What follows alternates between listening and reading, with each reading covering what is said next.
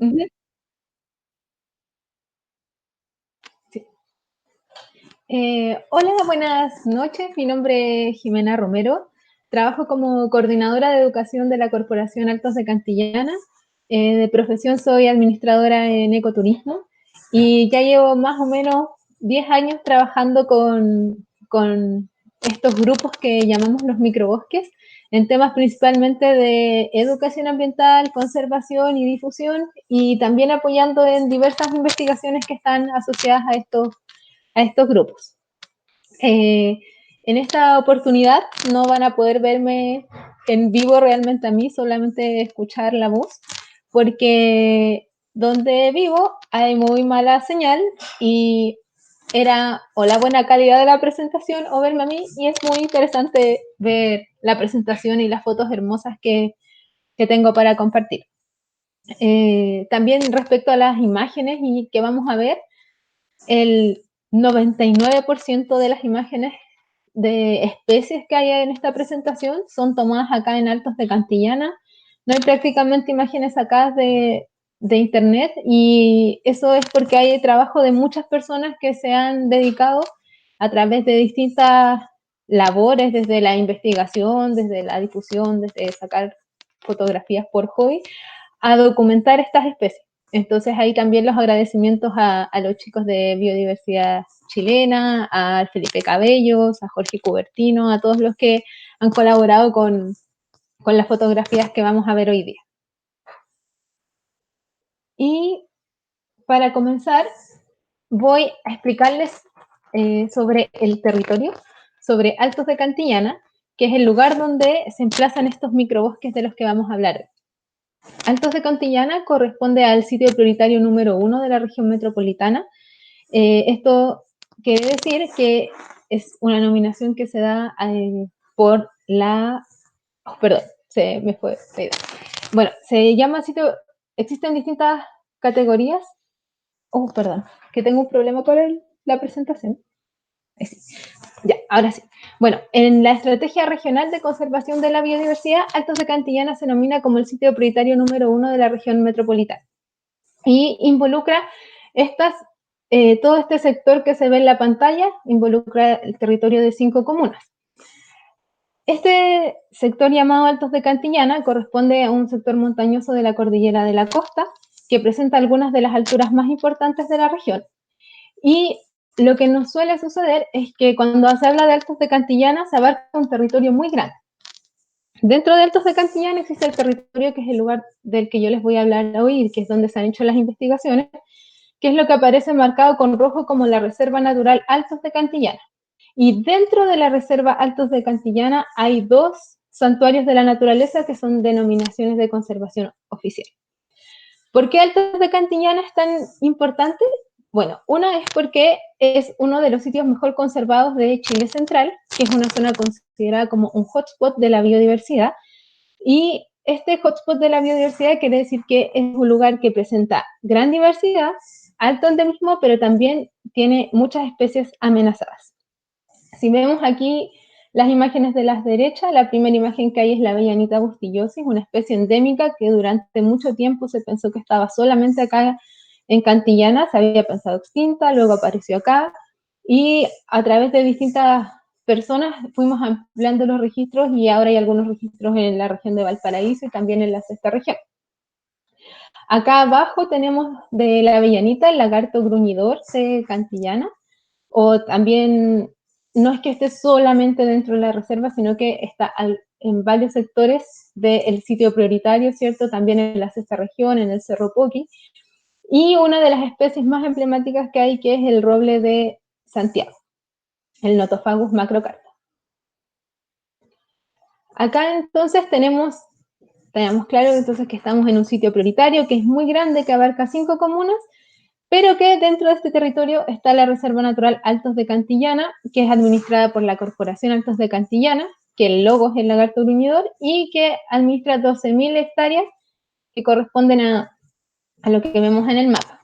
Aquí se ven las dos principales alturas que tiene la Reserva Altos de Cantillana, que es el Cerro Altos de Cantillana y el Cerro Horcón de Piedra, el primero con 2.300 aproximadamente y el segundo con 2.080.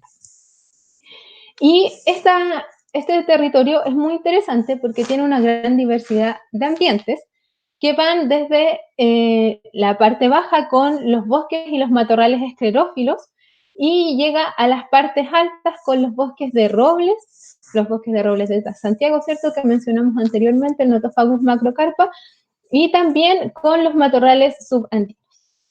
Entonces, esto hace que haya una gran diversidad de ambientes, que al ver una gran cantidad de especies de plantas y también una gran cantidad de especies de lo que nos convoca hoy, que son los microbosques.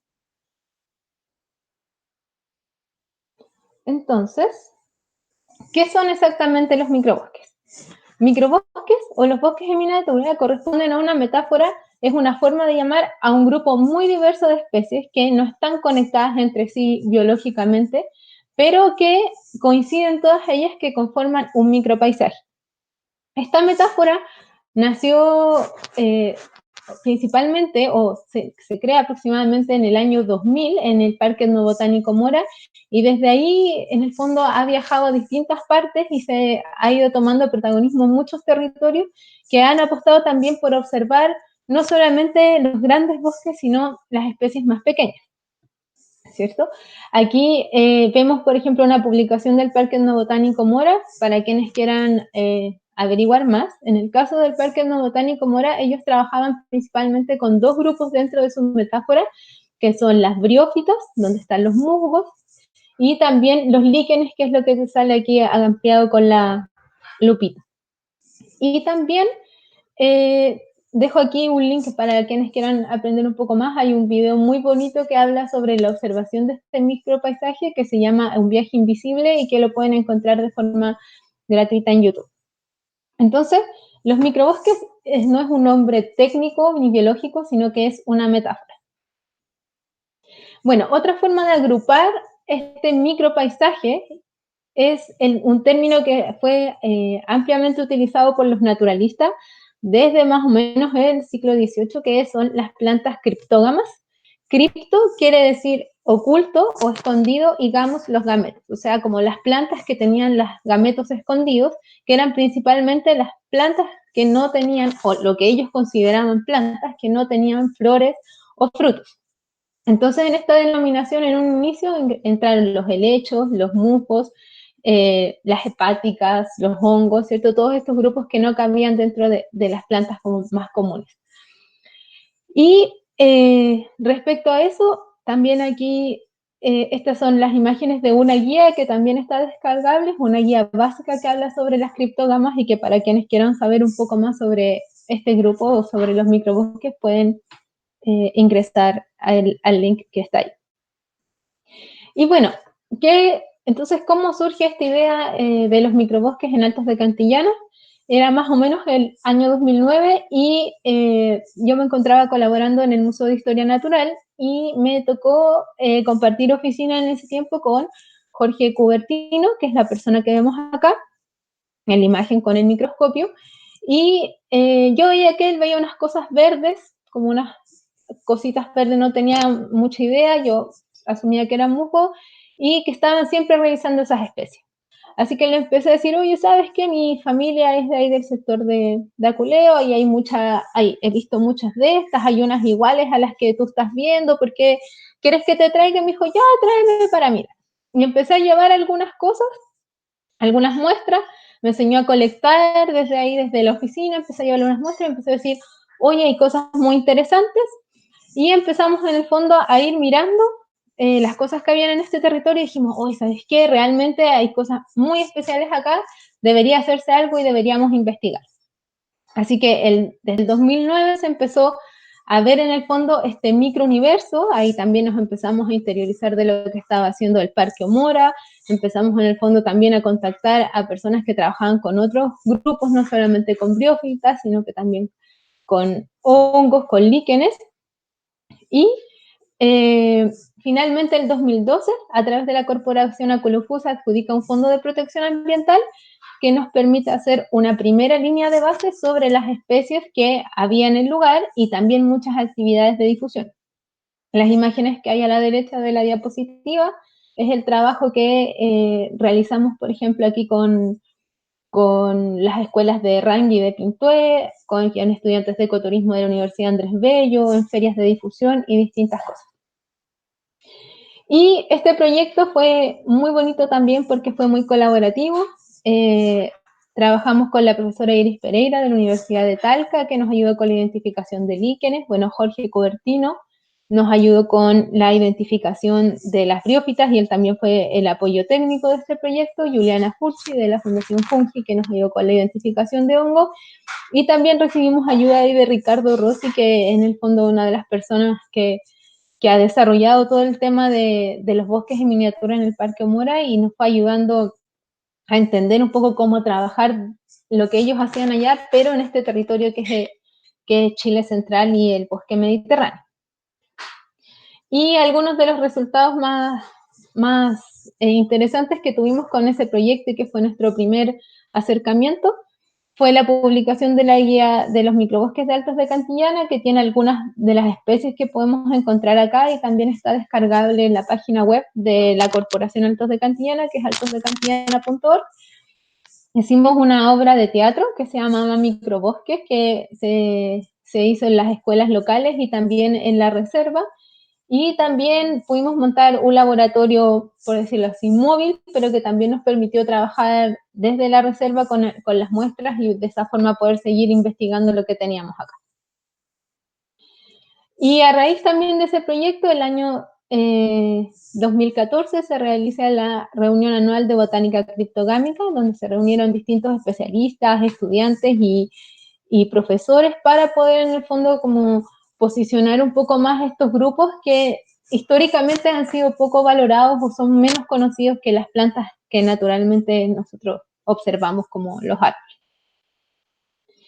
Y bueno, ¿qué es entonces para nosotros los microbosques en Altos de Cantillana? Ya lo mencionamos antes, es una metáfora para relacionar a grupos que son muy distintos entre sí biológicamente, pero que coinciden en formar un maravilloso micropaisaje. Aquí en esta imagen tenemos la briófita representada por una hepática, los hongos, ¿cierto? Que esta es una foto ahí de los chicos de Biodiversidad Chilena de Vicente Valdés, los líquenes y los mixomicetes. Y ahora lo que vamos a hacer es identificar, o sea, describir y contarles de qué se trata cada grupo, cuáles son sus particularidades y también cuáles son las cosas que hemos descubierto acá en Altos de Cantillana respecto a ellos. Entonces, para empezar, las briófitas es un grupo que reúne a plantas de 3 filomas distintos. Están las hepáticas, los musgos y los anthocerotes. Y como comenté anteriormente, las briófitas son plantas, ¿cierto? Si vemos esta clasificación de los 5 reinos, están en el reino de las plantas, al igual que los árboles, que las lechugas que comemos habitualmente, que la mayoría de las frutas y verduras están dentro de ese grupo. Pero la diferencia que tienen estas briófitas con las otras plantas es que no tienen un sistema conductor, no tienen un sistema de venas. Entonces, por ejemplo, si nosotros estuviéramos viendo nuestro sistema propio, ¿cierto? Tenemos venas y por esas venas corre sangre. Si nosotros viéramos la estructura de este girasol, tendríamos que hay unos tubos y por esos tubos corre savia y agua, ¿cierto? Por el sistema y el floema, lo que se conoce como el sistema vascular. Y estas plantas vasculares tendrían raíz, tallos, hojas y algunas de ellas flores, frutos, ¿cierto? Semillas. En el caso de las briófitas, son plantas que carecen de estos tubos y en el fondo absorben toda la humedad por su superficie porque las raíces realmente no están hechas para absorber nutrientes, sino que la mayoría lo absorben por las hojitas, ¿cierto? No tienen tallos realmente, sino que son estructuras que se van formando por células especializadas. Y además tampoco tienen flores, frutos o semillas, se reproducen por esporas que están dispuestas en estas especies de varitas o antenitas que técnicamente se llaman esporófitos. Y acá podemos ver una estructura de una hojita, de un musgo, en donde se ve que no tienen tubos, no tienen estas especies de venas, sino que hay células especializadas que cumplen las funciones de transportar el agua, los aceites y les dan firmeza dentro de la planta. Bueno, entonces los musgos, ¿cierto? Son estas especies que no tienen un sistema vascular, absorben la mayoría de las cosas por su superficie, son poquilohídricos, lo que quiere decir que no pueden regular la humedad que tienen en su interior, entonces todo lo que reciben de humedad o todo el agua que tienen, la van obteniendo del medio ambiente, de la naturaleza, ¿cierto? De la lluvia. Entonces, cuando, por ejemplo, cae lluvia, los musgos absorben eso, después viene un periodo de sequedad, van liberando el agua que tienen en el interior lentamente hasta que se deshidratan totalmente. Hay musgos que pueden pasar varios meses, incluso hay periodos de años, hasta que vuelvan a resucitar, y hay otros que duran una temporada y desaparecen, que ya vamos a hablar un poquito más de eso. Los mapuches también llamaban a estos musgos, o a los musgos, ¿cierto? Poñ poñ, que quiere decir esponja, porque en el fondo se observaba esta dinámica, ¿cierto? De que caía el agua, la absorbían, quedaban así todos gorditos con la humedad que absorbían y después la liberaban lentamente. Y ahí en el punteo hay algunas cosas que mencionamos anteriormente, son grupos de 3 filón distintos, donde están las hepáticas, los musgos, los antocerotes, y estos grupos se van diferenciando estos filum de acuerdo a sus estructuras, que es lo que vamos a ver un poquito más adelante. Bueno, una de las consultas que siempre realizan es dónde habitan las briófitas. Las briófitas habitan prácticamente en todos los ecosistemas, con excepción de los ecosistemas marinos. Hay algunas briófitas, por ejemplo, que pueden vivir en ambientes muy agresivos, como en los salares, ¿cierto? Hay una hepática, por ejemplo, que vive dentro de un salar. Hay briófitas que están en el desierto, que a lo mejor a simple vista nosotros no las vemos, pero cuando hay episodios de desiertos floridos, esas briófitas aparecen o están ahí guardadas en algunas roquitas, ¿cierto? Y lo que sí sabemos es que muchas de las briófitas son muy específicas de su sustrato. Entonces, por ejemplo, normalmente una especie que crece en la corteza de un árbol no la vamos a encontrar en el suelo o en la roca, aunque hay algunas que sí, pero la mayoría de ellas son bien específicas de su sustrato. ¿Y cuáles son las importancias de estos integrantes del microbosque, de ciertas pequeñas briófitas? Son colonizadoras de suelos pobres y degradados. ¿Por qué? Porque en el fondo ellos no necesitan que haya un suelo muy rico en nutrientes, porque pueden obtener gran parte en el fondo de las cosas que necesitan producto de la fotosíntesis, sí necesitan humedad ambiental. Entonces, por ejemplo, cuando se saca la vegetación de un lugar, las briófitas son las primeras en ir colonizando porque pueden estar en esos suelos pobres, ¿cierto? Cuando, por ejemplo, hay una ladera, un corte de camino, uno va por la carretera y ve que lo primero que aparece es como un pastito pegado en los bordes. Eso en el fondo son las briófitas que están colonizando un suelo que se les sacó la vegetación, y en ese caso ellas son muy importantes para controlar la erosión, porque en el fondo reciben el impacto de la gota de agua cuando vuelve un periodo de lluvia y evitan que se caiga o que se lave esa ladera. Contribuyen a la formación de suelos y a la estabilización. Moderan la humedad ambiental, por lo que les explicaba antes, porque absorben la humedad rápidamente y la liberan lentamente. Muchas son camas de germinación de semillas y, por ejemplo, hay un musgo que es muy conocido que se vende como turba, ¿cierto? Que se saca principalmente de la zona sur de Chile en este caso, pero también hay en el hemisferio norte. Y esta turba se ocupa y se vende comercialmente, uno la puede encontrar en el Sodimac o en distintos lugares, para, en el fondo, hacer germinar las semillas. Son el nicho ecológico de diversas especies. Ahí, como se ve en la imagen, hay un bichito habitando en un musgo.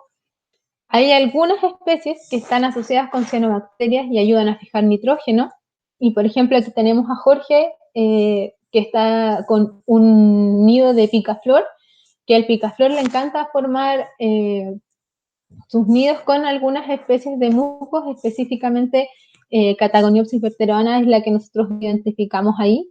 Y también hay algunos animales, algunos principalmente invertebrados, que consumen estas especies de briófitas. Bueno, y aprendimos un poco de qué eran estas briófitas, ¿cierto? De que eran los musgos, las hepáticas y antocerotas. En Chile son un grupo muy diverso, tienen aproximadamente 1.457 especies. Ahí abajito en la lámina se ve el detalle de cada grupo. Y en la reserva se han registrado 115 taxones de briófitas y un poquito más porque se han hecho algunos hallazgos que todavía no están en la lista oficial, pero que se han ido encontrando en los últimos meses también.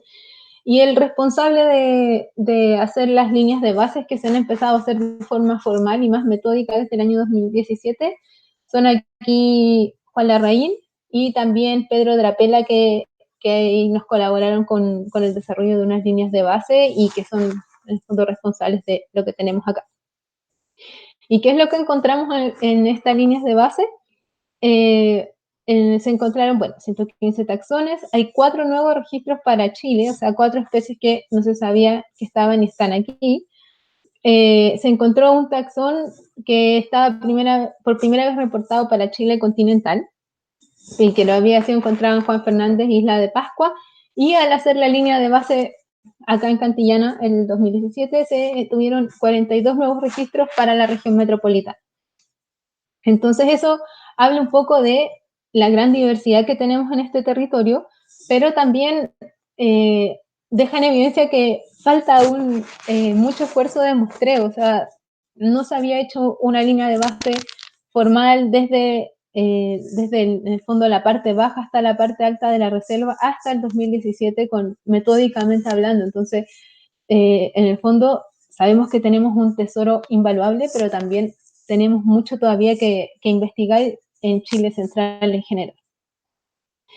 Y dentro del grupo de las briófitas de Altos de Cantillana existe un grupo que es bien particular, que ahí Juan, que es la persona que está haciendo las líneas de base, está trabajando en una publicación que es lo que se llaman los efímeros de invierno, que son en el fondo este grupo de musgos, hepáticas y antocerotas que están guardados, ¿cierto?, durante los periodos de sequedad y que apenas cae un poquito de agua empiezan a aparecer y se ven como unas costras verdes en el suelo, como se ve en la imagen, que cubren grandes extensiones. Entonces, aquí en el fondo vemos distintas especies que están recién apareciendo y que normalmente es lo que uno pisotea, lo que queda ahí entre medio del camino cuando pasa el auto y se ve verdecito. Bueno, ese lugar está lleno de especies maravillosas, muchas de ellas endémicas y que merecen ser conocidas y valoradas también. Y por ejemplo, aquí tenemos una especie muy común del grupo de los efímeros de invierno. La mayoría del tiempo se ve como una costrita verde, como una lechuguita verde pegada al piso, y cuando están las condiciones ideales genera estas estructuras que son los esporofitos, estas especies de antenitas donde la hepática o el musgo guarda las esporas.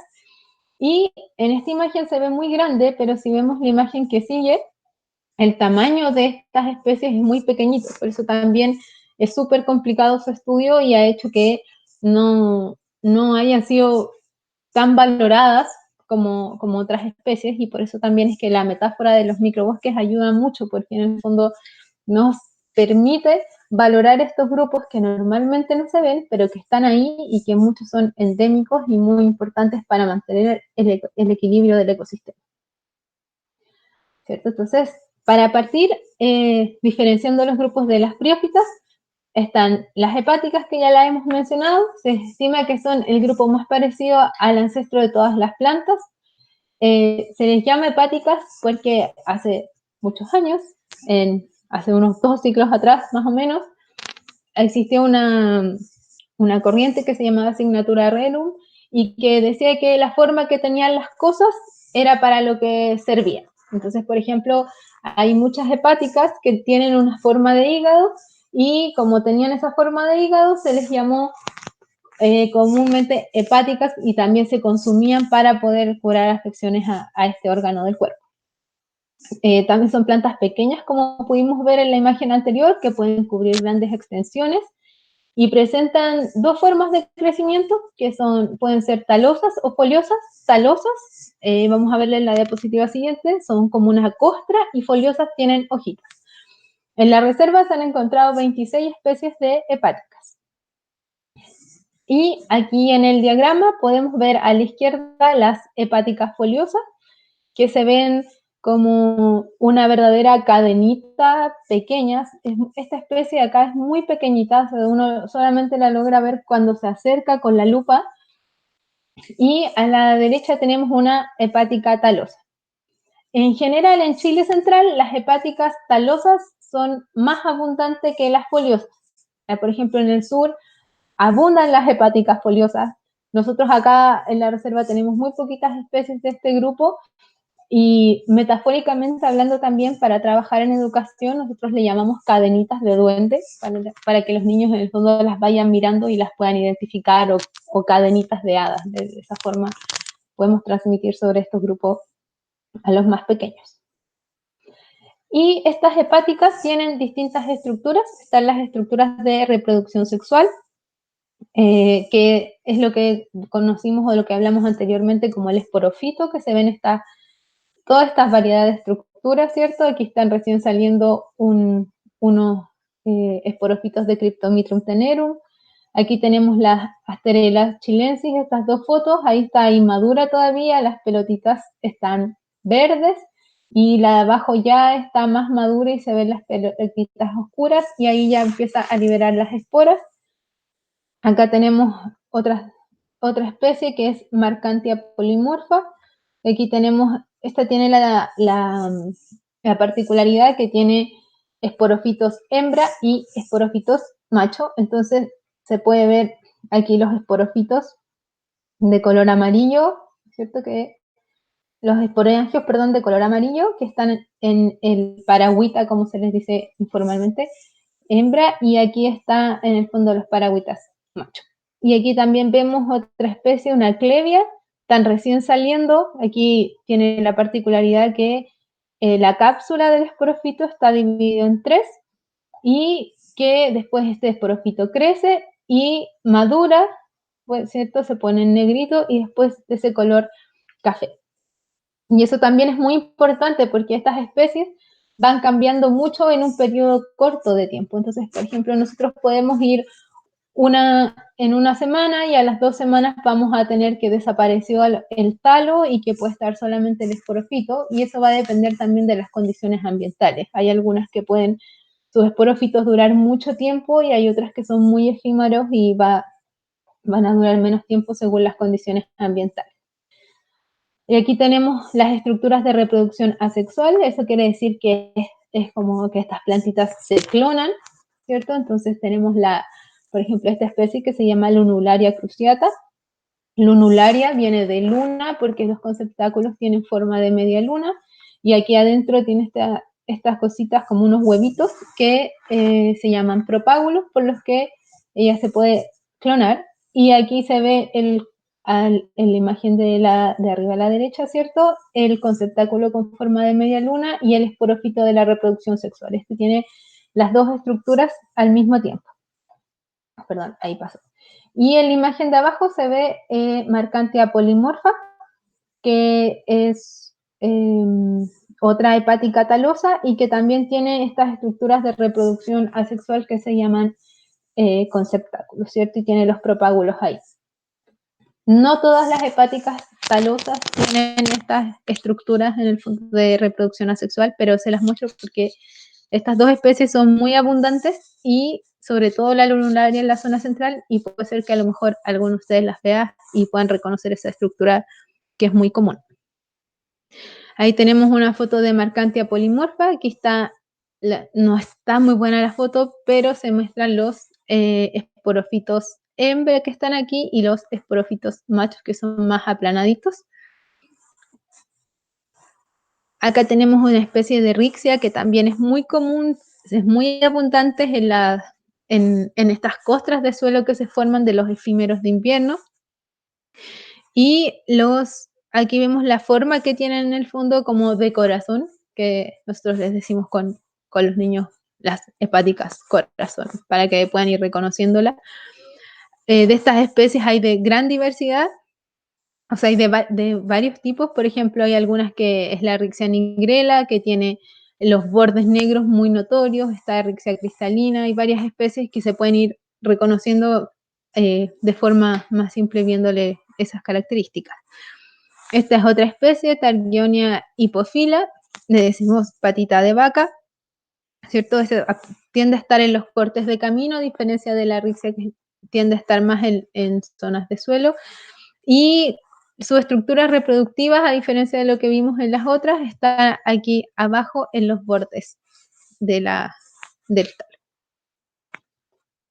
Esta es una especie que es cosmopolita, se llama Plagiocasma rupestris. Aquí también vemos otro tipo de esporofito. Esta, a diferencia del que habíamos visto de la clevia adelante, está dividido en 4 cápsulas. Aquí tenemos otra hepática talosa que es muy común en las orillas del agua. Se llama Synphyogina circinata. Circinata viene de cinta, ¿cierto? Y parecen unas especies de cinta que están ahí cubriendo el camino. Esta es otra especie, Oxymitra incrasata, y se ve en el centro, por ejemplo, que tiene sus estructuras reproductivas. Y esto es Sphaerocarpus stipitatus, le decimos las hepáticas botellitas. En este caso, la estructura reproductiva está dentro de esto que parece una especie de bolsita.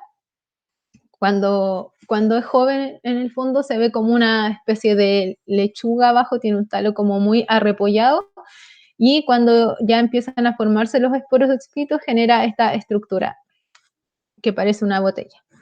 Y por ejemplo, aquí abajo se ve eso que brilla, es una Rixia cristalina.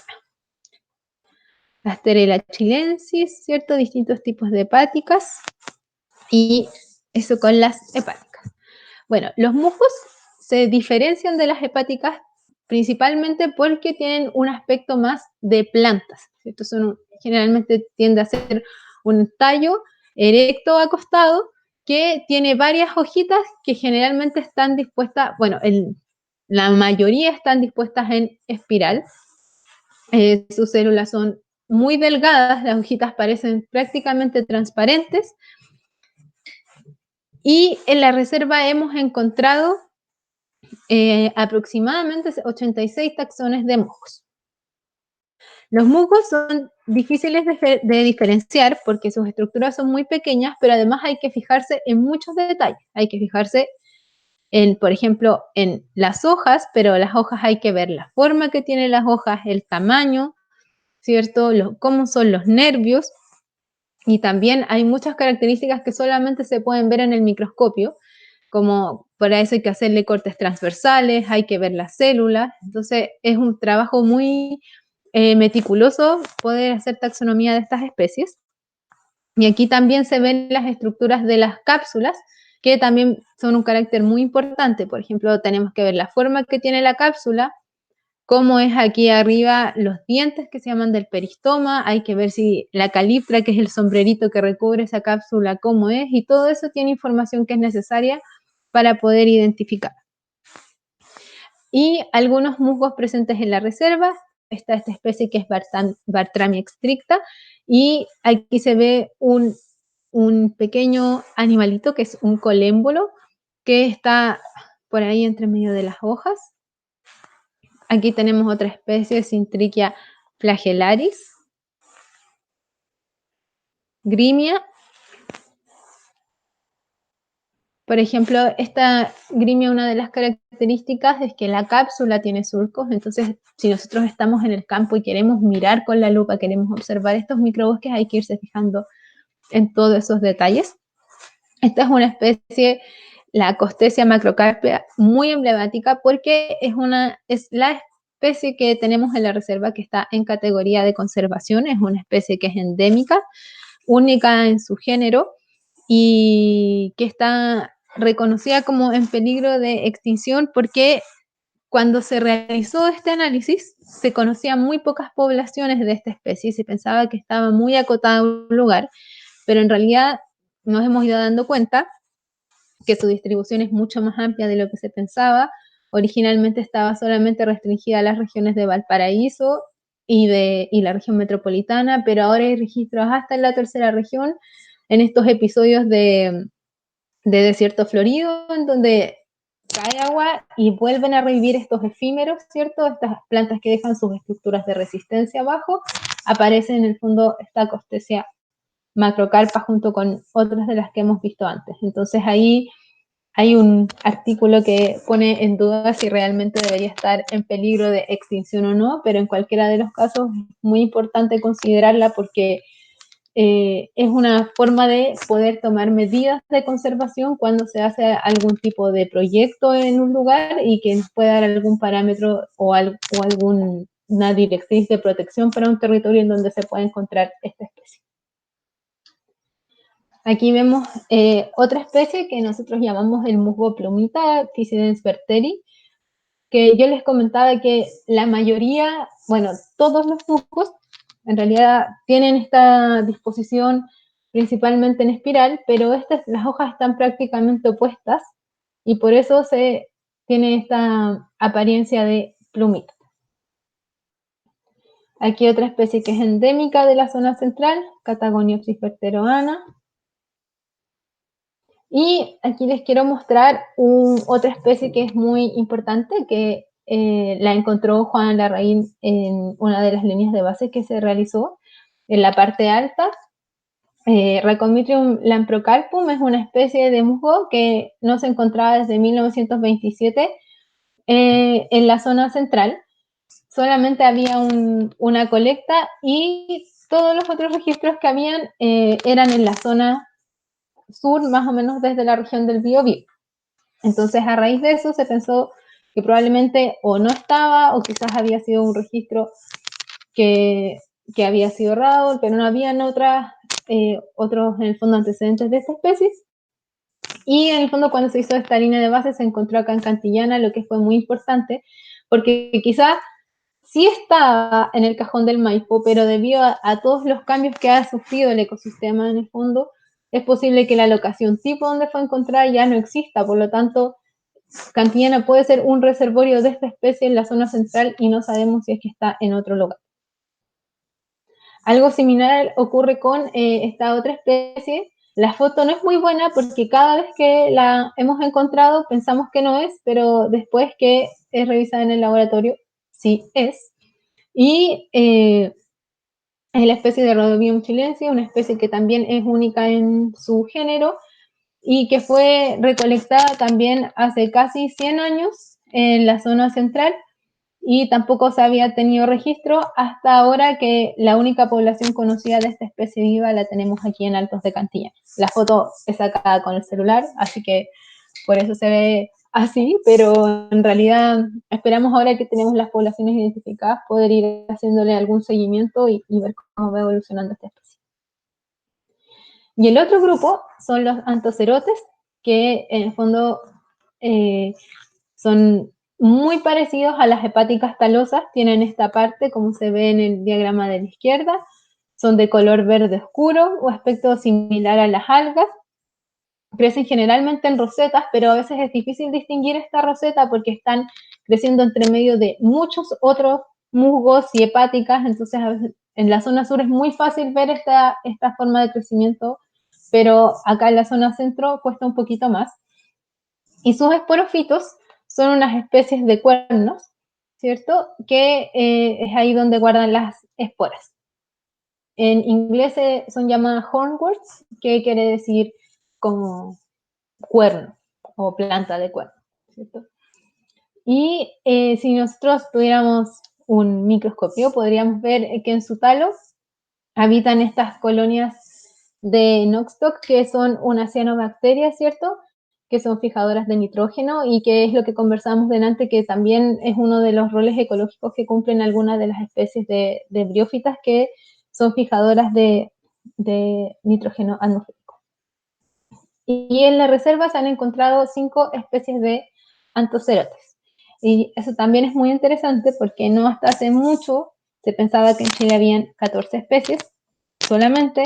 A raíz de los esfuerzos de muestreo se han encontrado nuevos registros y, por ejemplo, en la reserva hasta hace muy poquito solamente sabíamos que habían 2 especies y con la nueva línea de base ya sabemos que hay 5 especies, una de ellas nuevo registro para Chile. Y ahí vemos una imagen de estos antocerotes, ahí se ve el talo de Parafimatoceros diadematus y se ve aquí estos cuernitos que están recién saliendo. Y aquí vemos otra especie que se nota un poco más el crecimiento en roseta y están estos cuernitos aquí. Bueno, entonces, dentro de la metáfora de los microbosques, hablamos de las briófitas, musgos, hepáticas y antocerotes. Ya sabemos que tenemos especies muy especiales acá en Cantillana, muchas de ellas que son endémicas. Y también tenemos el otro grupo, que es un grupo muy diverso, que son los hongos. Entonces, ¿qué son los hongos? Los hongos, lo que normalmente sabe la mayoría de la gente es que son los champiñones, ¿cierto? El honguito de Mario Bros. O típicamente todos hablan de los pitufos. Hace muy poquito hubo una charla también aquí en Naturalistas sobre micorrizas la semana pasada y también en general todos los micólogos coinciden en que la gran mayoría de la gente eso es lo que sabe de este grupo. Pero en realidad los hongos son todo un reino y en este reino existe una gran diversidad. Imagínense que en el reino de los animales tenemos desde ballenas, sapos, insectos, perros, humanos, toda esa variedad, ese mismo nivel de variedad, pero con otra forma, posee el reino de los hongos. Existen hongos microscópicos y macroscópicos, lo que nosotros trabajamos en la metáfora de los microbosques son los que son llamados macrohongos, que ahí vamos a ver un poquito más sobre las estructuras. Y estos hongos, o lo que nosotros tradicionalmente llamamos hongos, en realidad solamente una estructura de reproducción sexual, porque el hongo realmente como tal es una estructura que está inmersa bajo la tierra, que es una red de hifas, como se ve aquí en el diagrama, y esa red de hifas es la que se organiza a través de un micelio y forma una estructura reproductiva como el honguito. Muchas personas cuando se colectan hongos dicen, oh, ¿por qué lo arrancaste? Y claramente que hay formas que no son adecuadas para sacarlo o que no tienen sentido de sacar, pero en general, si uno no daña el sustrato en el que están y los toma de forma correcta, lo único que está haciendo es sacar el equivalente a un fruto y no daña el hongo en sí, que es lo que está dispuesto bajo el sustrato. Y aquí vamos a ver un ejemplo de los hongos, ¿cierto? Aquí nosotros, si estuviéramos viendo solamente la superficie, veríamos que hay 5 hongos, podríamos decir, pero en realidad son 5 carpóforos, ¿cierto? O 5 cuerpos fructíferos. Y si tuviéramos los poderes de mirar bajo el suelo, veríamos que en el fondo hay un hongo que tiene 4 cuerpos fructíferos y otro hongo que tiene solamente uno. Entonces eso es muy importante para entender estas especies. Entonces, los hongos, ¿cierto? Son todo un reino distinto al de las plantas y de los animales, para la metáfora de los microbos que nosotros consideramos a los macrohongos, y que estos se reproducen por esporas, y estas esporas germinan y forman un micelio que cuando es fértil va a dar origen a estas callampitas que vemos normalmente. Los hongos se pueden dividir principalmente en 3 grupos según como su forma de vida. Y pueden ser saprobios, parásitos o simbiontes. Los saprobios son los que son descomponedores de la materia orgánica, los que crecen descomponiendo hojas, restos vegetales, semillas, troncos, etc. Los parásitos pues, son los que aparecen en la madera, ¿cierto? Que pueden estar, por ejemplo, hongos parásitos débiles que pueden vivir prácticamente paralelo con la vida del árbol, y hay hongos parásitos que son realmente agresivos y que sí podrían en el fondo dañar un árbol y llevarlo a su desaparición. Y también están los hongos simbiontes, que probablemente son algunos de los más ahí comentados y que también se conversó en las presentaciones de la semana pasada sobre micorrizas, que son los hongos simbiontes que están conectados a las plantas. Y de estos hongos simbiontes han habido muchos estudios últimamente porque se ha descubierto que a través de la simbiosis entre las plantas y los hongos se genera una conexión subterránea que permite que se transporten nutrientes desde un árbol al otro o de un hongo a otro y de ahí a otro árbol. Entonces eso ha sido toda una revelación en los últimos años y es debido a estos hongos simbiontes que se dice que los hongos son el internet del bosque, que de cierta forma es cierto. Nos falta, eso sí, poder tener una investigación que esté asociada o vinculada especialmente a nuestro bosque, porque la mayoría de estos estudios se ha hecho en los bosques del hemisferio sur. Sería muy interesante saber cómo se comunican las plantas a través de los hongos aquí en los ecosistemas de Chile Central, en el bosque esclerófilo.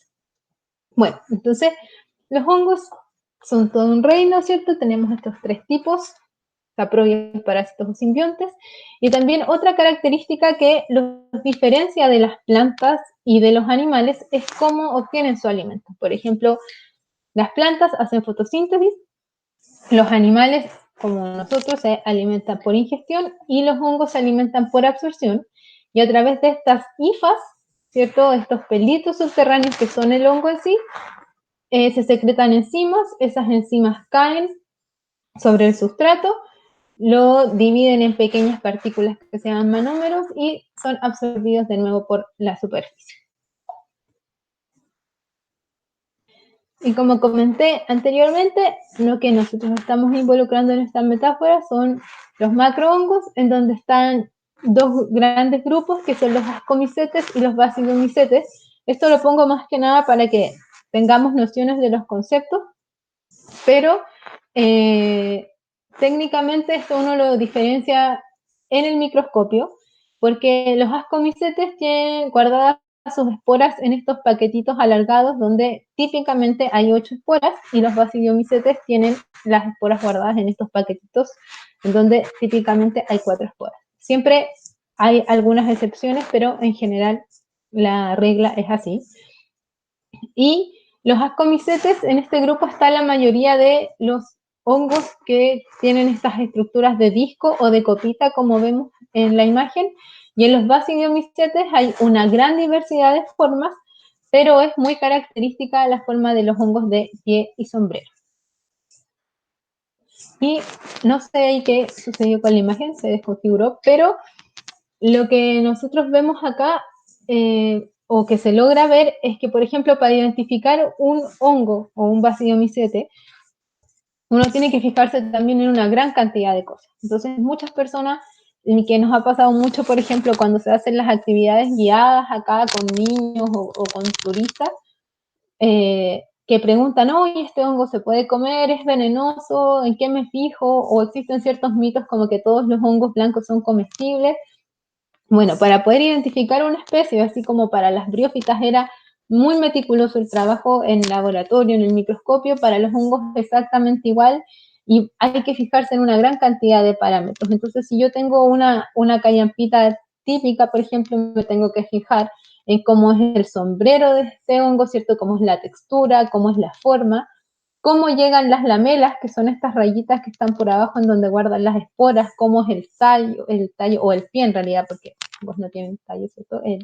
Cómo es el pie de este hongo. Entonces hay una gran diversidad de cosas que hay que ver y que fijarse para identificar, y eso también es una de las complejidades que tiene en el fondo el estudio de estos grupos que son menos conocidos. Bueno, ¿cuál es la importancia de los hongos? Son descomponedores por excelencia, como comentamos anteriormente. Una de las cosas más importantes es que son formadores de micorrizas, ¿cierto? Que ayudan a los árboles a fijar nutrientes y que ahora también se sabe que ayudan a generar estas conexiones entre el bosque. Son alimento para diversas especies de insectos invertebrados. Es muy común cuando aparecen estos honguitos ver a distintas especies de insectos, babosas en el fondo consumiendo estas estructuras. Y acá, por ejemplo, también son fuente de alimento y medicina para las comunidades locales. Existen usos tradicionales de estas especies. Por ejemplo, en las partes altas donde está el roble de Santiago, antiguamente se consumía bastante el digüeñe o la pinatra, y también existen otros hongos como el champiñón silvestre o el champiñón de potrero, que era la que antiguamente se llamaba Volvariella especiosa, que se consumía. Y también, por ejemplo, algunos de estos hongos puff, que son los típicos que uno los aprieta y salen unas esporas. También hay algunos registros de personas que los ocupaban para curar heridas de animales porque tiene propiedades antibióticas. Y en la industria los hongos son muy utilizados también. Por ejemplo, las levaduras son hongos microscópicos y que son utilizados para elaborar pan, vino, queso, cerveza. La penicilina, por ejemplo, que es uno de los antibióticos que revolucionó la industria farmacéutica, también es sintetizada a partir de un hongo, así que ahí también hay todo un mundo que investigar y descubrir de estos organismos. Y bueno, ¿qué pasa específicamente con los hongos de Altos de Cantillana? Acá se han identificado aproximadamente 166 especies de hongos entre las líneas de bases que se han hecho entre 2017 y 2019. Las personas que nos han estado ayudando ahí son María José Diván y Gustavo Sepúlveda. Y también, bueno, estuvimos conversando un poquito antes de la presentación con la Coté sobre el endemismo de las especies. Y sucede que hay muchas especies que todavía no se logra llegar a la especie como tal, que están en género, y que probablemente puede ser que sean o nuevos registros o que sean especies endémicas y que nosotros no tengamos esa noción. Igual en Chile todavía no tenemos un checklist como actualizado de los hongos que hay, no sabemos a ciencia cierta cuántos hongos hay, pero sí hay profesionales trabajando en eso. También se sabe que hay algunas especies, por ejemplo, que sí son nativas o endémicas, que son las que están asociadas a los bosques de roble. Eso tiene que ver con que muchos de los estudios que se han realizado en torno a los hongos se han hecho en la zona sur y asociados también al género de los notofagos. Entonces todavía tenemos mucho que descubrir del bosque que tenemos acá abajo, que es el bosque esclerófilo, y saber cuál es el endemismo de estas especies y si hay algunas que sean particularmente de acá. Por ahora una de las más emblemáticas es la Citaria berteroi, que es una especie nativa que crece asociada a los bosques de roble. Les voy a mostrar una foto, que es, bueno, esta no es la berteroi, es la Citaria spinosae, que es el digüeñe. La berteroi es la que se llama pinatra y es un parásito débil de los bosques de roble, que en Chile existen varias especies distintas de este grupo, de las citarias, que es comestible. Por ejemplo, los mapuches hacían chicha con esta especie, se hacen empanadas de digüeño, se comen con huevo. Y en el caso de acá, estas son algunas de nuestras especies emblemáticas que hay en la parte alta. Otras especies que tenemos, es Favolaquia antártica, que crece en maderas en descomposición. Es muy pequeñita, tiene más o menos entre 2 y 3 milímetros. Aquí tenemos Marasmus rótula, que crece en los restos vegetales. Acá tenemos Trametes versicolor, que es una especie cosmopolita que es muy abundante en los troncos y que también tiene algunos registros de usos medicinales, como para preparar tónicos que sirven para fortalecer el sistema inmunológico. Aquí tenemos una foto de Plectania, ¿cierto? Este es otro tipo de hongo, que parece una copita. La ramaria, que muchas personas, cuando aparecía ramaria antes de la sequía que estamos enfrentando, la confundían con el changle. Changle es un nombre común que quiere decir dedos en mapungún, y que hay una gran diversidad de changles o de ramarias de distintos colores. No todas son comestibles. La que tenemos acá, por ejemplo, no es tradicionalmente consumida porque se describe como con un sabor amargo. Y también hay muchas de estas ramarias del bosque esclerófilo que están en duda su clasificación. Esta se describe como ramaria flácida, pero existen muchas posibilidades de que si se hace ADN, que es lo que han dado resultados preliminares, puede ser otra especie de ramaria y que la utilizamos como con el nombre genérico, pero en realidad es algo más propio de los bosques de acá. Aquí tenemos una micena hematópoda, una micena rosadita y que tiene registros de bioluminiscencia, pero es una bioluminiscencia muy baja, así que no es perceptible por nosotros, pero sí la pueden percibir ciertos insectos, y aquí se ven unas especies de bichitos, que son los colémbolos que vimos anteriormente también, que andaban paseando por los musgos. Los colémbolos les encantan los microbosques también. Aquí tenemos una especie que es muy carismática, que yo diría que es así una de las que más viene a observar la gente. Es impresionante todas las personas que llaman en el periodo post lluvia para saber si apareció, que es la llamada micena cianocéfala.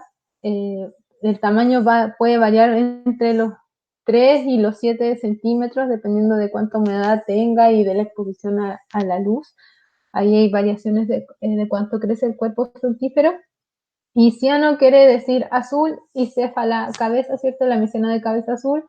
Y se caracteriza también por tener un disco basal ahí que se ve en la imagen. Aquí tenemos una calocera, otra especie de honguito, ¿cierto? Que también se ve habitada por colémbolos y un insecto. Los colémbolos consumen honguitos y esporas de hongos, también es parte de su alimento. Aquí tenemos la especie Lepistanua, que es comestible, aunque acá no existen registros de recolección tradicional, pero sí es consumida, más que en Chile, existe cultura en otros países como en España de comerla. Muy importante que si ustedes no conocen una especie y no la saben identificar, no la consuman por ningún motivo. Aquí está otra especie que es muy carismática, que es Geastrum fornicatum, las estrellitas de tierra. Aquí tenemos otra micena, otra especie. Aquí tenemos un tulostoma, que aparentemente es solamente esta bolita de arriba, pero acá abajo tiene un pie subterráneo que mide más o menos unos 2 centímetros, dependiendo de la especie. Hay algunos que pueden tener un pie mucho más largo, pero este era muy pequeñito, y si se fijan, le brotó una plantita por ahí, por el orificio donde libera las esporas. Y aquí tenemos dos especies más. Esta es una satirela, una cayempita con forma de cayempita muy común. Y aquí tenemos un Ericium clatroides, que probablemente quizás también pueda ser clasificado y no sea clatroides. Ahí también hay otros especialistas trabajando. Y esta es una especie que es comestible también. Y puse una diapo especial para estos seres que a mí me encantan, que aparecen y viven en los honguitos que los observamos todos los otoños, que son los colémbolos. Y estas son fotos de Vicente Valdés de Biodiversidad Chilena, y para que lo sigan en Instagram también, que tiene estas fotos maravillosas. Son muy pequeñitos, pero destacan ahí por su diversidad de colores. Son algunos de los habitantes de los microbosques. Y tenemos los líquenes, ¿cierto? Nosotros decimos líquenes, una unión sin igual. Los líquenes son hongos, pero son hongos liquenizados, están dentro de los hongos simbiontes. Y para describirlos de forma simple, los líquenes son como una especie de sanguchito, por decirlo así, en donde tiene un ingrediente que es un alga y cianobacteria, y un ingrediente que es un hongo, ¿cierto? El hongo se llama micobionte y el alga se llama fotobionte. La mayoría de las especies de líquenes que se asocian con los hongos que son ascomicetes, que son estos que tienen típicamente estructuras con formas de disco, ¿cierto? O de copita. Bueno, y esta simbiosis que generan los líquenes, ¿cierto? Esta simbiosis de hongo y alga, o hongo y cianobacteria, en el fondo es el mejor ejemplo de que la unión hace la fuerza, porque pueden vivir en muchos ecosistemas, en muchos ambientes diferentes. Existen líquenes en los valles más secos de la Antártica, hay líquenes en incluso en las zonas de intermareales, en los salares, en las partes más altas donde ya no hay vegetación, abundan los líquenes, incluso por ahí si quieren investigar más, hay un experimento que se llevaron los líquenes al espacio y se sometieron a las condiciones, ¿cierto?, espaciales y lograron sobrevivir. Y eso tiene que ver porque el hongo, por decirlo así, es el que genera la casa para que viva el alga, ¿cierto? Entonces, todas estas hifas, todos estos hilitos que hablamos antes, que es el hongo en sí, se fusionan con el alga y generan una estructura que puede ser resistente en el fondo a distintas condiciones ambientales. Ahora, lo curioso es que son muy resistentes, por ejemplo, a la radiación solar, a climas extremos, pero son muy sensibles, por ejemplo, a la lluvia ácida. Por eso hay poca diversidad de líquenes en las zonas donde hay mucha contaminación, como en las grandes ciudades, y en Santiago, por ejemplo, es muy difícil de observar. Y en este diagrama, si ustedes ven, se ve esta simbiosis, ¿cierto? En donde está el hongo, que metafóricamente uno dice que es la casa del alga, y el hongo protege esta alga y el alga a través de la fotosíntesis le da los alimentos. Ahora este es un dibujo romántico de cómo es un líquer, porque en realidad en lo práctico pueden estar todos revueltos, es muy difícil de observarlos porque las estructuras son muy pequeñas y en el fondo también es lo mismo que vimos anteriormente con los otros grupos, el trabajo del laboratorio y microscopio es fundamental. Y existen algunas metáforas que se ocupan ahí, que se dice que el hongo tiene esclavizada al alga, ¿cierto? Porque en el fondo el hongo está ahí tranquilo, el alga es la que hace la comida, y hay otros que dicen que también los hongos son los primeros en descubrir la agricultura porque en el fondo están también obteniendo sus cosas de las algas, o lo otro es que las algas tienen a los hongos como de casero y los tienen ahí para que las protejan. Hay varias como analogías o metáforas que se hacen para trabajar en el fondo con educación o con los niños y que muestran esta simbiosis. Y aquí se ve un poquito cómo es el ciclo de reproducción de los líquenes. Lo que nosotros vemos normalmente es una especie como de costra pegada en la roca o una especie de hojas o lechugas que, como yo digo, que se ven arriba de la roca, o también estas barbas de viejos que típicamente cuelgan en las zonas más australes, en la zona sur. Y estas estructuras generan, en el fondo se reproduce el hongo, que genera un apotecio, que es un disco, y a través de ese se liberan las esporas, esas esporas germinan en hifas, y esas hifas tienen que germinar y encontrar un alga que sea apropiada, porque no sirve cualquier alga, y al alga muchas veces tampoco le sirve cualquier hifa, no es que se dé porque sí, y eso forma la estructura que nosotros conocemos como líquen. Entonces, que se genere en el fondo un líquen por reproducción sexual es también súper complicado porque tienen que estar las condiciones en que germine el hongo, en que esté el alga y que encuentre el hongo y al alga adecuada. Y por eso también estos líquenes tienen estructuras de reproducción asexual que les permiten clonarse y cubrir grandes extensiones hasta que estén las condiciones óptimas para la reproducción sexual. Y las estructuras por las que ellos se clonan, así como en las hepáticas, por ejemplo, veíamos que eran estos propágulos, como unos huevitos, ¿cierto?, que estaban ahí en los conceptáculos. Los líquenes lo que generan son unas estructuras llamadas soredios, que son unas bolitas que tienen hongo y algas, en que parecen un polvillo. Entonces, a veces uno toca los líquenes y tienen una gran cantidad de polvillo, y ese polvillo corresponde a los soredios, que son nuestras estructuras redondas, y los otros es que generan como unas extensiones del talo que poseen hongo y alga, que se llaman isidios, que son unos bastoncitos y que por transporte mecánico se cortan y en el fondo pueden ahí caer en el sustrato más inmediato y ser o dar paso a un nuevo líquido. Los líquenes, como conversamos antes, habitan en prácticamente todos los ambientes. Se pueden desarrollar en minerales, árboles, hojas, caparazones de animales, rocas, sobre hongos también. O sea, hay líquenes que crecen sobre otros honguitos, ¿cierto? Y hay desde el Ecuador hasta los polos. ¿Cuál es la importancia ecológica de los líquenes? Los líquenes, como hablamos antes, no son plantas, no tienen raíces, ni tallos, ni hojas, ¿cierto? Pertenecen al reino de los hongos y están asociados con algas y son pioneros son pioneros en la colonización de los territorios, entonces llegan en el fondo a un lugar y se pueden asentar rápidamente teniendo las condiciones necesarias, ¿cierto? Algunos líquenes, por ejemplo, especialmente los de las rocas, pueden generar rupturas porque producto de su metabolismo van generando un ácido que va rompiendo las estructuras del mineral y eso permite que después en esa fisura que crea pueda colonizar un musgo o otra pequeña planta. Son alimentos para diversos animales como gusanos, insectos, arácnidos y moluscos, aunque acá no son tan consumidos por otras especies. Por ejemplo, hay casos en el hemisferio norte donde renos o venados se alimentan de algunos líquenes. Y generalmente, como el hongo trata de proteger al alga para que en el fondo el alga le siga haciendo la comida, también genera eh, ¿cómo se dice?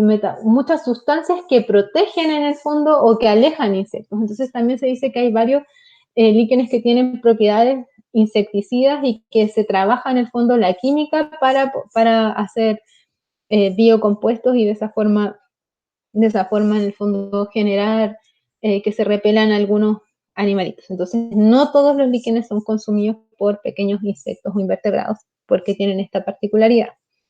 Los líquenes son capaces de obtener nutrientes del aire y de la lluvia acumulando ciertos elementos que son beneficiosos y en algunos casos esenciales para el medio en el que se desarrollan. También los líquenes, sobre todo los asociados con cianobacterias, pueden fijar nitrógeno atmosférico. Los líquenes también tienen un importante rol ecológico capturando carbono atmosférico y ahí para quienes quieran investigar más existen existen estudios de todo el carbono que absorben, por ejemplo, líquenes y también las turberas que poseen líquenes y briófitas en la zona austral. Y también pueden fijar compuestos contaminantes tales como metales pesados, radionucleídicos, por lo que son excelentes bioindicadores de la calidad del aire. Y ahí en la imagen vemos algunas especies de líquenes que están pegados a la roca o al sustrato. Y según la forma de crecimiento, los líquenes pueden ser fruticosos, foliosos o crustosos. Fruticosos, que son como unas especies de arbolitos en 3D. Foliosos parecen una hoja, ¿cierto? Tienen como unas especies de hojas lobuladas, redondeadas. Y crustosos son los que veíamos en la imagen anterior, que están muy, muy pegados a la roca. Bueno, ¿qué sabemos de los líquenes en Chile? En Chile existe un checklist desde 1998 que describe que hay 1.383 especies, pero Reinaldo, que hay quien está ahí en la foto y quien nos ha ayudado con las líneas de base acá en la reserva, está trabajando junto a otros colegas y ya existe una base preliminar con lo que han revisado que han logrado determinar 2.223 especies de líquenes, lo que habla también de una gran diversidad. Y en la reserva tenemos aproximadamente 159 especies de líquenes.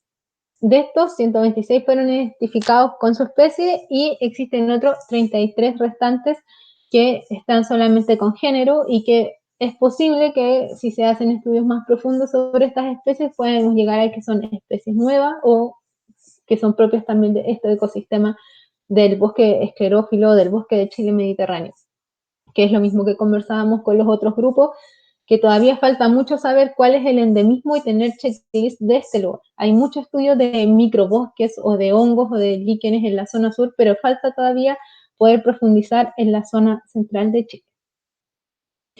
Y un líquen que fue particularmente especial dentro de los registros fue Xanthopeltis rupícola. Es un líquen típicamente andino y que habían escasos registros en la cordillera de la costa. Es monotípico, o sea, es único en su género y también, ¿cómo se llama? Es endémico de Chile central y su distribución es muy acotada, por eso también está en el fondo. Aquí está la ficha de clasificación de especies y fue ingresado al 15º proceso para que quedara en alguna categoría de conservación. Y en el fondo encontrar este líquen también aquí en Cantillana fue muy importante porque revela un poco la importancia de conservar estos lugares, pero también de la importancia de generar esfuerzos de muestreo para saber la distribución o conocer especies que no se encontraban hace años en estos territorios, o en la cordillera de la costa. Hace muchos años que no existían registros de esta especie en la cordillera de la costa central. Ahí vemos una foto de Santo Peltis, ¿cierto? Más detallada, de color naranjo y con los apotecios, que es donde guarda las esporas, las estructuras reproductivas. Ahí vemos otra especie que es probablemente Canoparmelia, y entre medio está saliendo otro líquen que es Pteloquistes chrysophthalmus. Ahí vamos a ver que es este que tenemos acá. El Pteloquistes chrysophthalmus es muy abundante en la zona central y, por ejemplo, su nombre quiere decir criso, es dorado, y ophthalmus, ojos. Entonces es como el líquen de los ojos dorados, ¿cierto? Y parecen unos pequeños soles ahí, sus apotecios. Aquí vemos otra especie, es una cladonia. Esta solamente se identificó a nivel de género, y esta especie tiene un talo compuesto. Abajo tiene una parte foliosa, que era lo que comentábamos antes, que es como una lechuga, y arriba tiene una parte fruticosa. Y esta especie es muy particular porque por recolección de memoria oral, existen registros de que era utilizada para hacerse infusiones para tratar afecciones a los riñones. Entonces la gente de acá no la conoce como cladonia, sino que le llaman la quebra piedra o la chanca piedra. Y se tomaba en el fondo cuando una persona tenía cálculos renales. Esta es una especie que crece en la zona alta, que también es muy común en la cordillera de los Andes, que es una umbilicaria. Esta foto ahí es de Reinaldo. Y esta es una especie que es pariente de las barbas de viejos que crecen en la zona sur, de estas especies de barbas que cuelgan de los árboles, de las araucarias, de los robles en la zona más austral, que se llama usnea. La usnea, por ejemplo, también ha sido muy estudiada por un compuesto que tienen las usneas en general, que es el ácido úsnico, que es uno de los compuestos que se extraen de los líquenes, producto que se genera dentro del líquen producto de la simbiosis, y que tiene propiedades antibióticas y antibacterianas. Y tenemos otra especie que es la Ramalina striatula. Nosotros decimos que es como un tentáculo de un pulpo porque siempre es alargada y tiene estas estructuras, los apotecios, que parecen las ventosas del pulpo. Y aquí también en la izquierda se ve toda esta variedad de manchitas, que cada uno son distintas especies de líquenes. Y bueno, el último grupo de estos microbosques son los mixomicetes. Los mixomicetes no son ni plantas como las briófitas, ni hongos, ¿cierto? Están en otro reino, que es el reino protista, y han sido tradicionalmente estudiados por los micólogos, y antiguamente estuvieron dentro del grupo de lo que se conocía como los hongos mucilaginosos. Pero ¿qué pasó? Que al final se dieron cuenta que de las esporas no germinaba un micelio, sino que lo que germinaba era una ameba o una mixameba, ¿cierto? Una célula que reptaba por el sustrato, y que se reproducía, y que cuando estaba bajo ciertas condiciones generaba una estructura reproductiva que parecía un hongo. Entonces, estos mixomicetes pasan por una fase que es una fase plasmodial, que es cuando están en su parte de ameba, y una fase de esporulación, que es cuando generan estas estructuras que parece que fueran honguitos. Y aquí se ve más o menos cómo es el sistema. Hay una estructura que aparentemente es un honguito, son muy pequeños, más o menos de 2 milímetros. Se liberan las esporas, de esas esporas se liberan las mixamebas o las células enjambre. Estas copulan entre sí, se fusionan y forman un plasmodio que se va moviendo por el sustrato. Y eso después, cuando están las condiciones ideales, o cuando puede ser que se acabe el alimento, que hayan condiciones de cambio de temperatura, ahí va variando, se cambia su estructura y forma esta callampita, o que se podría llamar como una callampita también. que es un cuerpo fructífero. Entonces, aquí en la imagen podemos ver, por ejemplo, plasmodios. Estas imágenes son todas de la reserva.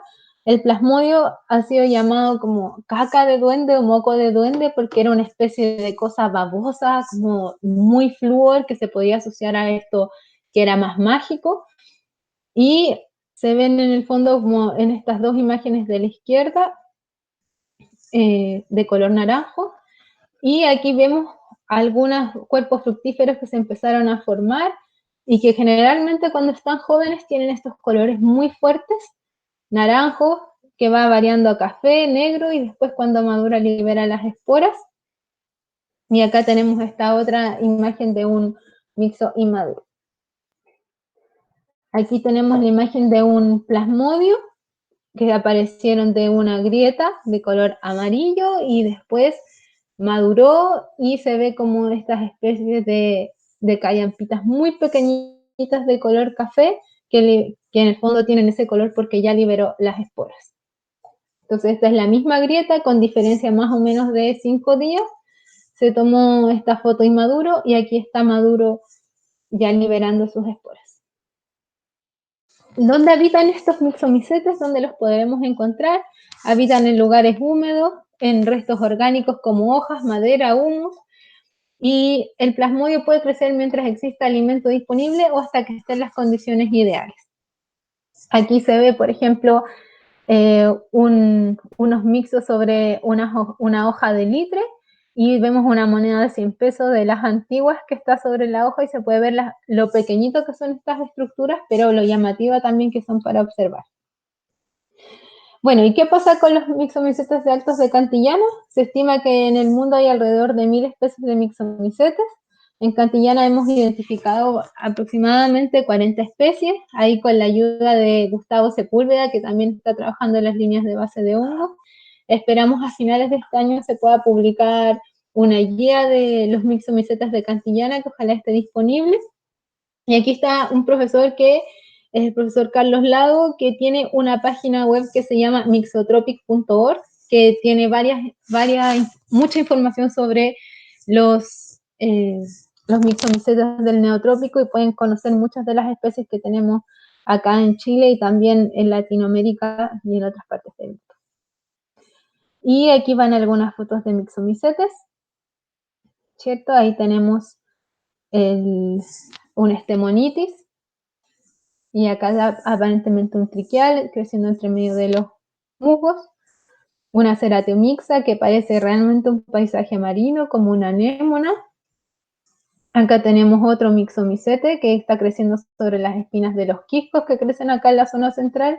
Este mixomicete es una badamia, es de un grupo que se llama Physaorales, que están compuestos por carbonato de calcio.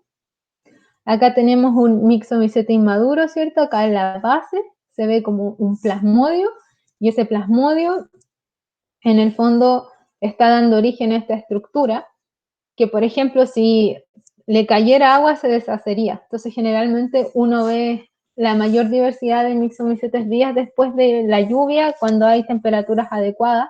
Por eso tienden a aparecer en otoño en los periodos post lluvia o en primavera.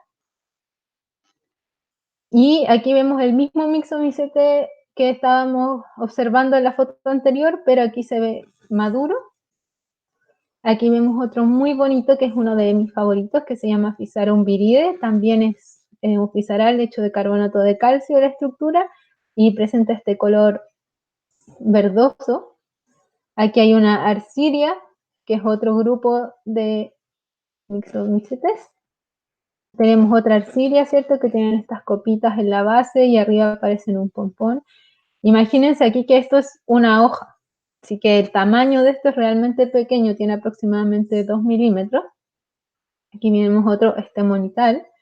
Estos tienden a ser muy vistosos porque crecen en masas, uno los roza y están totalmente llenos de esporas y son un poco más grandes que los otros que vimos anteriormente, pueden alcanzar algunos centímetros, 1 centímetro, un poquito más.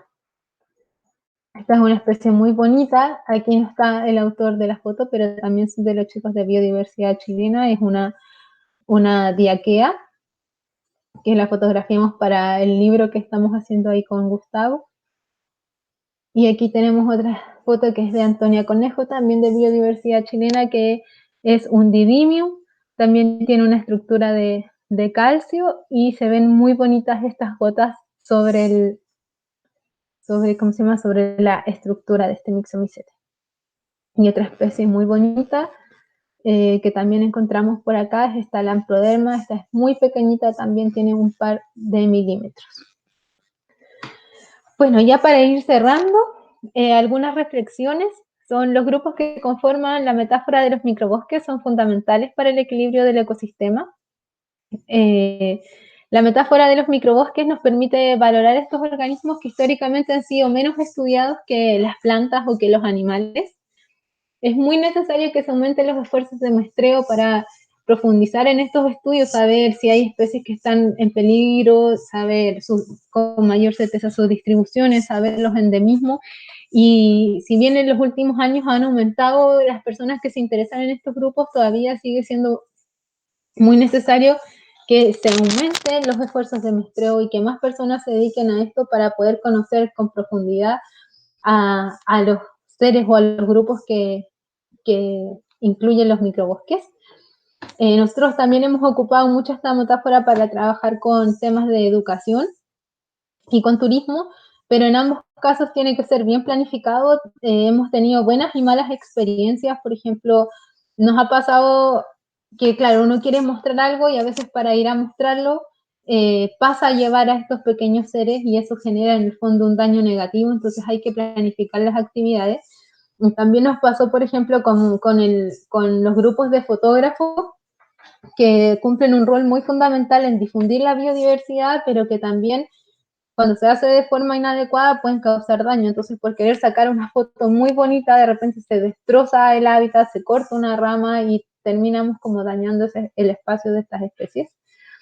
Y por último, estas especies, estos microbosques, para que puedan existir, para que se puedan seguir estudiando, para que se puedan conservar, necesitan del aporte y del apoyo de todos nosotros, de todas las personas, y por eso quiero dejar una imagen que es de aquí, de Cantillana, del sector que se conoce como la Quebrada del Árbol. Esta imagen muestra lo dramático que está haciendo la sequía, el efecto del cambio climático, porque no solo la falta de agua, sino también el aumento de temperatura. Desde el año 2010 que estamos realizando muestreos acá hasta el 2020 hemos visto cómo ha cambiado radicalmente el paisaje y cómo ha disminuido la presencia de muchos de estos grupos y esperamos en el fondo que esto se pueda revertir y que también nosotros como habitantes de esta biosfera, de este planeta, vayamos tomando conciencia sobre el impacto que tienen nuestras acciones en la conservación de la biodiversidad y de nuestros bosques, que es nuestra casa también. Así que eso por acá, muchas gracias por acompañarme aquí en esta charla virtual y solamente dejar una frase para terminar que siempre la ocupo para referirme a estos grupos y me gusta mucho, que es que lo esencial es invisible al ojo. Así que eso por acá. No sé, Pato, ahí sí me escucha.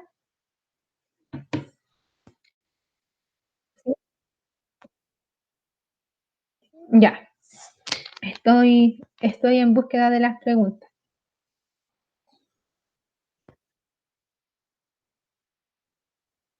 Sí, es que, ¿sabes que como que nunca pude ponerlas bien en el...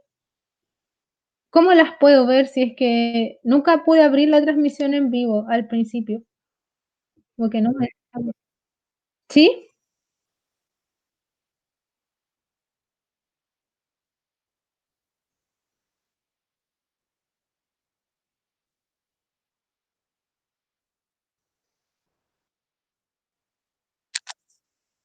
Eh, se encontraron, bueno, sí, es que, ¿sabes que como que nunca pude... ya, ahí la tengo. No sé dónde poner las preguntas. Ahí. O sea, donde no las puedo ver en la transmisión en vivo, solo las voy a poder ver por el computador.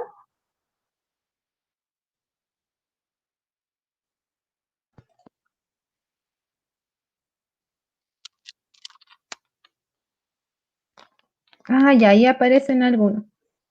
Ujú, eh,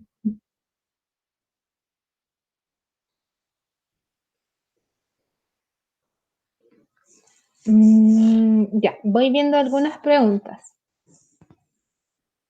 Me parecen muy poquitas. ¿Tú cuántas ves ahí?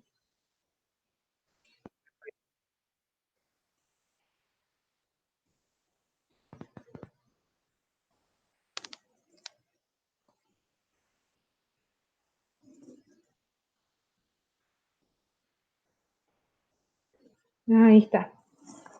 ¿Me escucha ahí, Pato? Sí, ya. Ya voy a ir viendo todos los comentarios. A ver, la Marisol, ahí de pajarístico migrador. Ujú, ahí, saludos. Saludos. Ahí está la Marisol, la Majo. También le mando saludos a la Majo, la Lía de Natfoto, al Mati de Peusmanativo. Oh, no veo preguntas, solo muchos saludos. Ujujú. Mm, ya, pero se encontré otra antes. Melanie dice, he escuchado que Altos de Cantillana tiene particularidades que hacen que existan microendemismos de algunas especies de hongos y otras especies como insectos y otros invertebrados. ¿Tienes ideas cuáles serían esos factores o condiciones determinantes en permitir estos endemismos de especies sésiles o de baja movilidad? Muchas gracias. Un mundo nuevo para mí. Bueno, efectivamente, Altos de Cantillana funciona como una especie de isla geográfica y también como un punto de transición entre dos ecosistemas. Entonces, eso hace que se generen ambientes muy particulares donde hay bastantes endemismos.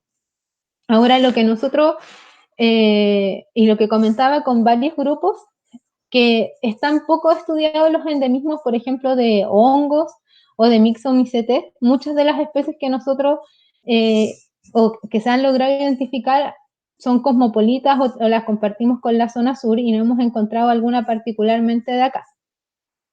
Respecto a los hongos, ¿cierto? A las briófitas, eso. Sí hay algunos registros de especies endémicas de plantas o de animales que se han ido produciendo por aislamiento geográfico principalmente. Y para Melanie, que consultaba por el endemismo. Mm, dice Rick Núñez, en Santiago me llama la atención que hay líquenes en los árboles en la avenida Pedro de Valdivia Norte, llegando al Cerro San Cristóbal. Es el único lugar que he visto en la ciudad. Sí, como yo mencionaba, en general los líquenes son muy sensibles a la lluvia ácida o a ciertos contaminantes y eso rompe los enlaces, pero eso es una generalidad. Porque también he visto líquenes en el Cerro San Cristóbal o, por ejemplo, en los tronquitos en el Parque O'Higgins, también a veces uno puede ver algunos pequeños líquenes. Y puede ser que esos líquenes sean resistentes a los contaminantes o que hayan encontrado un lugar donde no estén expuestos a los contaminantes. Pero pasa mucho que uno habla de generalidades con estos grupos más pequeños, pero en realidad hay muchos grupos que tienen muchas particularidades. Entonces es como cuando se decía, no sé, no sé, cuando se decía que los líquenes fueron al espacio, no todos los líquenes van a aguantar las condiciones especiales, son especies particulares que logran resistir ciertas condiciones. Mire, por ahí mandan saludos desde Ecuador. Saludos, Rocío. Um, por aquí, Horacio dice que es profesor de biología y que le gustaría realizar macrofotografía. Dice que ha fotografiado corteza. Ya, voy a escribirte por interno, Horacio, para ver cómo podemos organizar post-COVID algo con tu curso. Ujú, ya. Por aquí alguien pregunta si estas especies son indicadores de disponibilidad de agua y cómo es su proceso de formación. ¿Requieren que se levante el bosque o son pioneros? Lo mismo que mencionaba adelante, hay especies que son pioneras y que van a necesitar como, en el fondo, eh, o sea, que no tienen tantos requerimientos y hay especies de todos estos grupos que son de sucesiones secundarias y que van a poder ir colonizando posterior. Pero particularmente yo diría que los líquenes y los musgos son ciertas especies como muy buenas para colonizar, por ejemplo, post una erupción o post incendio o post ciertas como actos agresivos con el ecosistema, aparecen ahí rápidamente porque tienen poco requerimiento, no necesitan formar una raíz, porque en el caso de las briófitas no poseen raíces, sino que tienen rizoides que se fijan al sustrato. En el caso de los líquenes necesitan más que nada un lugar donde sujetarse, más que obtengan algo propiamente tal. Entonces, y sí, hay especies de musgos, por ejemplo, que solamente van a crecer en zonas donde hay bastante agua, y en ese caso uno podría considerar que son indicadores de agua. ¿Sabes si es peligroso que un humano ingiera mixomicetes? Ya. La otra vez, Gustavo Sepúlveda, que es la persona que está haciendo el libro de mixomicetes, me comentó que existe por ahí documentado que alguien se comió un plasmodio. Y que no le sucedió de nada. Eso no fue acá en Chile, y yo no recomendaría comer nada que no supiéramos exactamente qué es lo que contiene, o que no hayan estudios precisos. No hay registros de envenenamientos por mixomicetes, pero no lo recomendaría.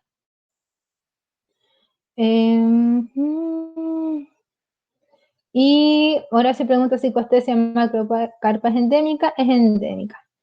Alguien dice, ¿has visto nicóforos en Altos de Cantillana? No, no he visto nicóforos, pero sé que hay otras personas que han visto nicóforos, no por la vertiente que estamos acá en la reserva, sino que por el lado que cae a San Juan de Pichi, que ahí es donde hay otro santuario de la naturaleza que también está dentro del cordón cantillano.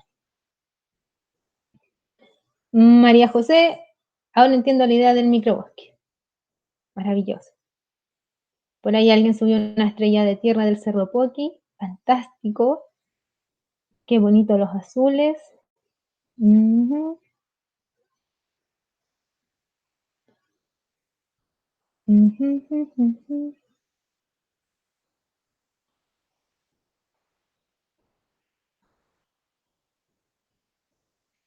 Uh-huh. Pato, no encuentro la del Noxdoc. ¿Me escuchas, Pato?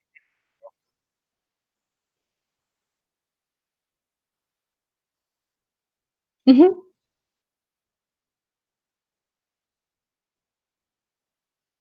Ah, ya. Ah, y la Coté Diván. Saludos a la Coté. Pregunta por los Nostoc. ¿Están solo en los antocerotos o en las hepáticas y briófitas también? Mira, acá particularmente, en la zona mediterránea, yo solamente he visto en antocerotas. Pero sí hay registros, por ejemplo, en las zonas más australes, que hay Noxtoc o cianobacterias en hepáticas, y no estoy 100% segura si en las briófitas. Pero por interno puedo por ahí enviarte hay una tesis de hace varios años de una niña que ve las tasas de fijación de nitrógeno en los bosques australes, y que ahí menciona qué especies tendrían estas asociaciones y la tasa de fijación, y cómo estas van ayudando a fertilizar también los bosques de más al sur.